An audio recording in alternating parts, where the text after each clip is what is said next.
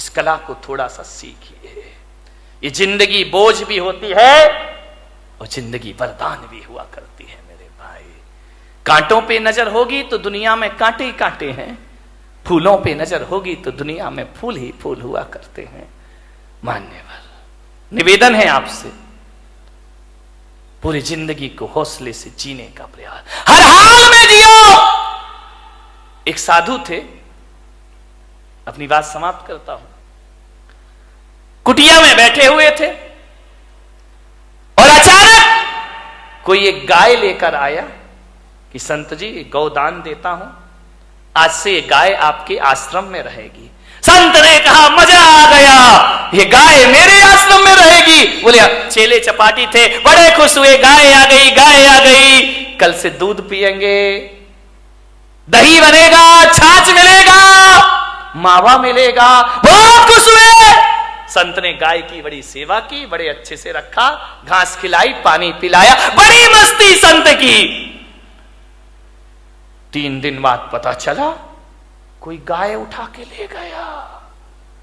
संत ने कहा मजा आ गया। अरे चेलों ने कहा बाबा जी पागल हो गए क्या, गाय आई थी तब तो मजा आया था, ये चली गई तो अब गाय का। अरे बोले बड़ा मजा आ गया, बड़ी जिंदगी आनंद में हो गई। अरे बोले संत जी पागल, दिमाग खराब तो। अरे बेटा नाचो, गाय गई, गाय गई। अरे बोले अब दूध कहां मिलेगा, मावा कहां मिलेगा, छाछ कहां मिलेगा। संत ने कहा एक तरफ गया वो दूध और मावा, अरे गाय गई तो गोबर उठाने की झंझट भी हमारे पास से चली गई। अब कहां की घास, मस्त रहो, भगवान का भजन करो। ध्यान रखिए, ऐसी जिंदगी जियो, राजी है हम उसी में जिसमें तेरी रजा है। यहां यूं भी वाह वाह है, यहां त्यों भी वाह वाह, हर समय वाह वाह है। ध्यान रखिए, मिल जाए तो कोई बात नहीं है, चला गया तो आनंद में जियो ना। लेकिन तुम्हारी जिंदगी निराशाओं में जाती है। एक गुलाब का पौधा ये सोचता है कि मैं नारियल के पेड़ की तरह बड़ा हो जाऊं। अब बाजू में लगा है, अब वो सोचे मुझे नारियल का पेड़ बना दे, नारियल का पेड़। अब गुलाब का पौधा कैसे पेड़ बन जाएगा। पेड़ इसलिए दुखी है कि वो सोचता है यार गुलाब जैसे फूल मुझ में आ जाए, गुलाब जैसे फूल, जिंदगी दुखी हो जाएगी। एक जगह मैंने देखा, अरे गुलाब का पेड़ अपनी पौधा अपनी मस्ती में झूम रहा है, नारियल का पेड़ अपनी मस्ती में झूम रहा है। मैंने एक साधु से पूछा बताओ ये अपनी मस्ती में क्यों है, ये इतने आनंदित क्यों है। बोले इसलिए आनंदित है कि नारियल का पेड़ कभी नहीं सोचता कि मुझ में फूल लग जाए, और गुलाब कभी नहीं सोचता कि मैं इतना ऊंचा हो जाऊं। इसकी अपनी मस्ती होती है और उसकी अपनी मस्ती में रहो।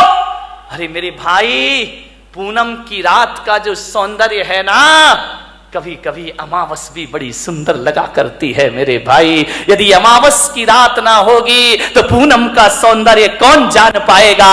यदि जीवन में दुख नहीं होंगे तो सुख का स्वाद।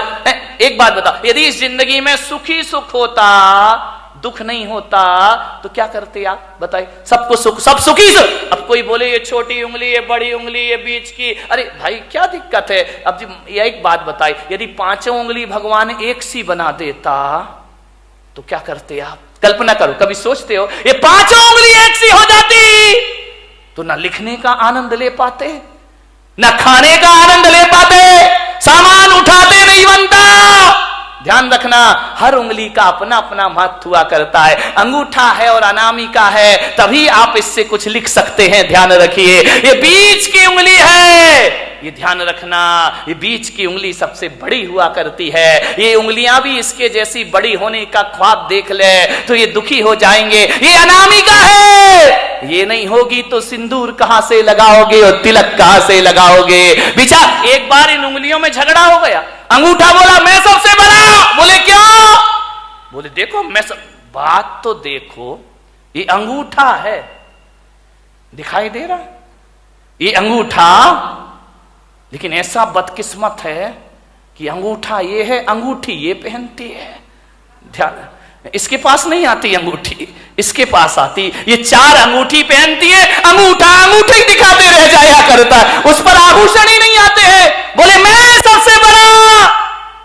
बोले क्यों। बोले मैं मोटा हूं, मेरे बिना चारों उंगलियों तुम लोग कुछ नहीं कर सकती हो, तुम्हारा कोई अस्तित्व नहीं है। तर्जनी ने कहा इसका मतलब मैं नहीं होंगी तो तुम दिखाओगे किसे? ये तो दूसरों पे उठती उंगली, अपने पे तो उठती नहीं है। बोले दूसरों पे उंगलियां उठाने की जरूरत पड़ेगी, मैं तैयार खड़ी हूं। बड़ी ने कहा मैं सबसे बड़ी हूं। अनामिका ने कहा चल काय की सबसे बड़ी है, मैं नहीं होंगी तो तेरा कोई अस्तित्व नहीं बचे। छोटी वाली चुपचाप खड़ी थी। बोली बहन तू भी कुछ बोल ले। बोले मैं काय को बोलूं, मैं तो सबसे बड़ी हूं। अरे बोली छुटकी ज्यादा बोल रही है, इतनी सी तो है, वो कह रही सबसे बड़ी हूं। बोले तू क्या करती है? अंगूठा ने कहा मैं साइन करता हूं, अंगूठा लगाता हूं। तू क्या साइन करेगा? तर्जनी ने कहा मैं नहीं होंगी तो पेन कहां से पकड़ लेगा? तो बीच वाली ने बोली चल तेरे में ताकत तो मेरे से ही आया करती है। छिंगली ने कहा देखो छोटी वाली ने, मेरे पास कुछ नहीं है, मैं सबसे छोटी हूं, लेकिन मैं इतना जानती हूं, मैं सबसे बड़ी हूं, मैं सबसे बड़ी हूं। बोले छोटी होके अपने को बड़ी क्यों कह रही है? बोले इसलिए कि जब जब भगवान को प्रणाम किया जाता है मैं सबसे आगे खड़ी रहती हूं और तुम सब मेरे पीछे खड़े। ध्यान रखिए, प्रणाम करोगे तो छोटी वाली, जो झुकना जानता, जो प्रणाम करता, वो सबसे बड़ा हुआ करता। किसी से क्षमा मांगो, देखो लड़ने में तो तर्जनी तुम तैयार रहती हो, लेकिन जब माफी मांगी जाती है तो मैं सबसे आगे खड़ी रहा। सबका आनंद है अपना अपना। सब उंगलियां एक सी हो जाएं तो जीने का मजा क्या बचेगा मेरे भाई? ये छोटे बड़े नहीं रहेंगे तो जिंदगी कैसे चलेगी? इस दुनिया में क्षत्रिय की भी जरूरत है, इस दुनिया में ब्राह्मण की भी जरूरत है, इस दुनिया में वैश्य की भी जरूरत है, और इस दुनिया में शूद्र की भी। शूद्र नहीं होंगे ना 3 दिन हड़ताल कर दे, जीना मुश्किल हो जाएगा मेरे भाई, ध्यान रखिए। सबका अपना महत्व, अपने अपने में राजी हो जाओ। राजी है हम उसी में जिसमें तेरी रजा है। यहां त्यों भी वाह वाह है। यहां कबीर का झोपड़ा एक दिन बेश्या के कोठे के सामने बना दिया गया। बेश्या को बड़ी परेशानी हुई, कबीर को कोई परेशानी नहीं थी। संतों को क्या परेशानी? परेशानी तो संतों से दुनिया को है। कबीर अपनी भक्ति करता था, राम नाम भजन में लीन रहता था। बेश्या को डिस्टर्ब हो गया।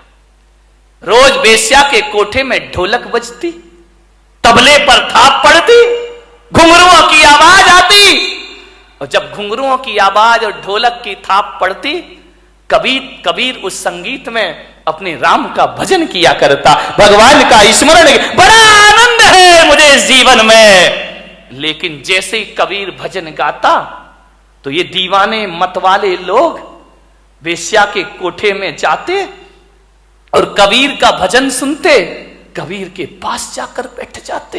अरे बेश्या ने कहा ये कबीर तो मेरा धंधा चौपट कर देगा। जे लोग आते हैं वासना के लिए, ये साधना में लगा देता है। बोले ये तो मेरी दुकानदारी पूरी बंद कर देगा। बेश्या ने कहा इसका झोपड़ा हटाओ यहां से, अपना धंधा बंद हो जाएगा। लोग कबीर के पास जाते हैं, शरीर को नश्वर समझने लगते हैं, भोगों को नश्वर समझने लगते हैं। और ये आदमी भोगों को नश्वर समझेगा तो मेरा तो खाना खराब हो जाएगा।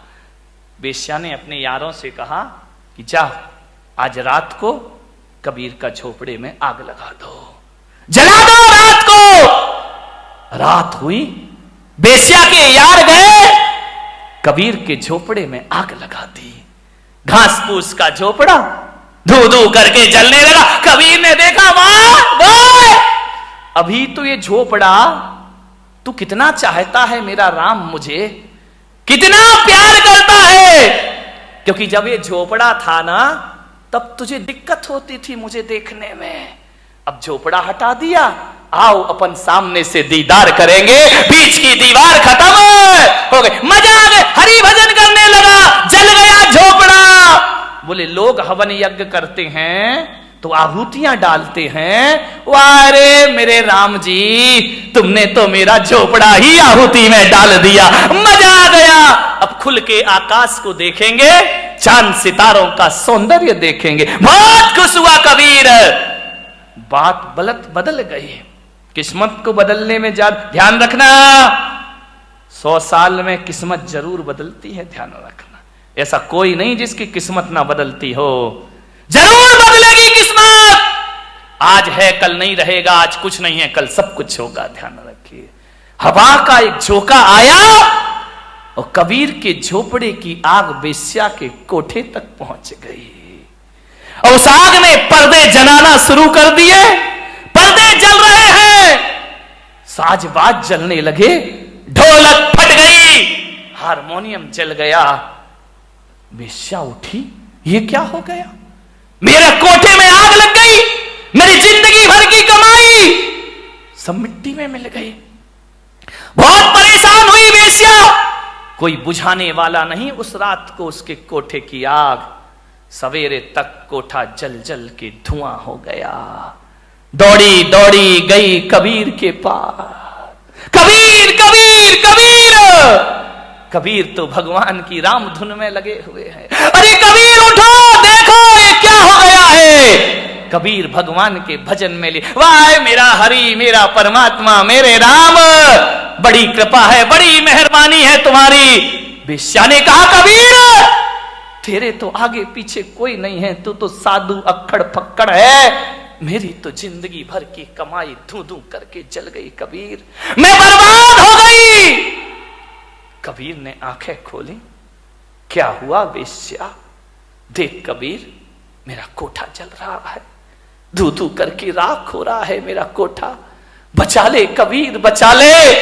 कबीर ने कहा इसमें मैं क्या कर सकता हूं? बोले कबीर मुझे माफ कर, मैं प्रायश्चित चाहती। अरे किस बात का प्रायश्चित? बोले तेरा कोठा जलवाया था मैंने। किससे? मेरे यारों से। तो कबीर ने कहा मैं क्या करूं, तू मेरी अपराधीन है ही नहीं। तेरे यार ने मेरा झोपड़ा जला दिया, मेरे यार ने तेरा कोठा जला दिया। ये तो दो यारों की लड़ाई है, तेरी मेरी तो कोई बात है ही नहीं, ना तेरी गलती ना मेरी गलती। तेरे यार ने मेरा झोपड़ा जलाया तो मेरे यार ने तेरा कोठा, ये दो यारों की लड़ाई है। अब देख बेश्या, किसका यार दमदार है? देख, मेरा यार दमदार है या तेरे यार?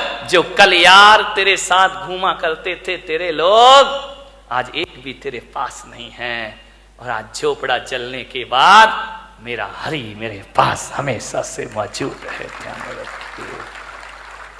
बारामती वालों, यारी करो तो ऐसी करो, जिसका यार दमदार हो उससे दोस्ती करो मेरे भाई। ऐसे यारों से क्या दोस्ती करना जिंदगी में, आनंद में जियो। सूरत में एक मेरे भक्त ओम प्रकाश बाबूजी अब इस दुनिया में नहीं है, मैं भीलवाड़ा में कहीं था, रात पता चला कि उनकी फैक्ट्री में आग लग गई, धू धू करके फैक्ट्री जल गई। मेरे पास, मेरे स्टाफ के पास फोन आए कि बाबूजी की झोपड़ी बुरी मिल जल गई है कपड़ों की। वो जिन शरणम के अध्यक्ष थे उस समय, बाबूजी की फोन पर स्पीकर खोल के बात हुई। मैंने कहा बाबूजी, ये जो मिल जल गई आपकी, कहां हैं आप? बोले कहां हूं? सामने खड़ा हूं, मिल जल रही है कपड़े की, आप कुछ नहीं कर रहे। क्या करना महाराज, कर भी क्या सकता हूं, मैं तो बुझा नहीं सकता।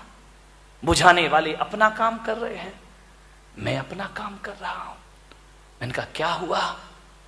कुछ नहीं महाराज, चिंता मत करो, आपका हाथ हमारे सिर पर है, ऐसी 10 मील फिर खड़ी करने की मैं ताकत रखा करता हूं।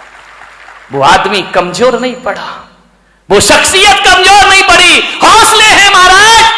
आपका शिष्य इतना कमजोर नहीं है, 2 मील क्या ऐसी और भी जल जाए तो भी मेरे मन में कोई फर्क पड़ने वाला नहीं है। मैंने कहा बाबूजी, आप उस समय क्या महसूस कर रहे थे जब वो मुझसे मिलने आए? बोले क्या कर रहा था? आपका हाथ सिर पर है ना, भगवान मेरे साथ है ना। तो मैंने कहा जब मील जली हुई देखी आपने तो क्या महसूस किया? बोले यही किया कि पेड़ से कुछ पत्ते हैं झड़ गए हैं, पतझड़ है, सावन फिर आएगा, मैं फिर हरा हो जाऊंगा। ध्यान रखिए, कपड़ा ही तो जला है, मील ही तो जली है, मेरे हौसले तो नहीं जले है ना। और आपको विश्वास नहीं होगा, 6 महीने में बाबूजी ने दूसरी मील खड़ी कर दी उसी जगह पर जाकर। मान्यवर।